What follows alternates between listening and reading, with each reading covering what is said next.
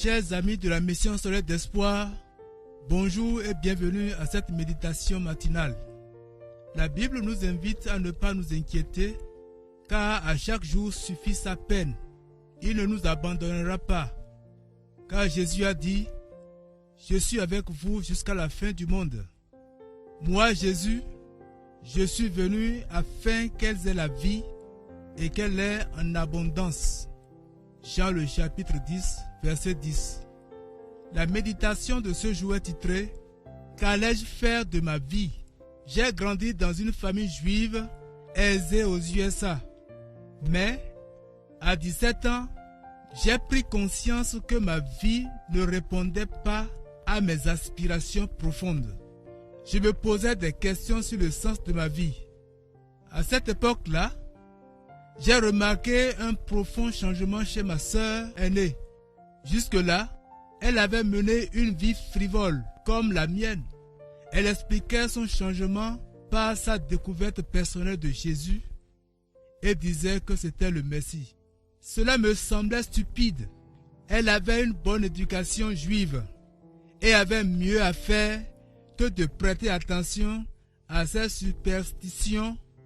Et voilà que ma mère et ma plus jeune sœur se sont mises à leur tour à lire le Nouveau Testament et à me parler de Jésus.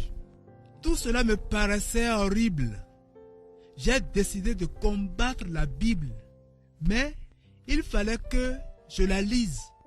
En parcourant les pages qui parlent de Jésus, je m'interrogeais sur sa personne.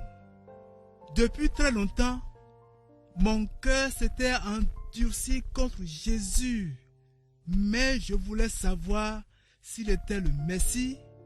Je voulais savoir s'il était le Messie et si je pouvais avoir une relation personnelle avec Dieu par lui. J'ai donc prié Dieu, lui demandant de me révéler la vérité. Il m'a répondu et j'ai cru en Jésus et son amour est entré dans ma vie.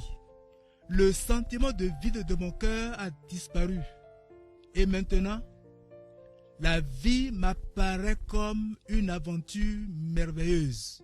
Je suis chrétien depuis 3 ans. Plus une seule fois, je n'ai ressenti l'ancienne vide. Pourtant, j'ai perdu un certain nombre d'amis. J'ai des idéaux et des objectifs que je ne possédais pas auparavant. C'est Jésus qui me les a communiqués. Merci d'avoir médité la parole de Dieu avec nous. Que cette parole puisse produire de fruits dans votre vie tout au long de cette journée. Nous vous donnons rendez-vous demain matin. Shalom.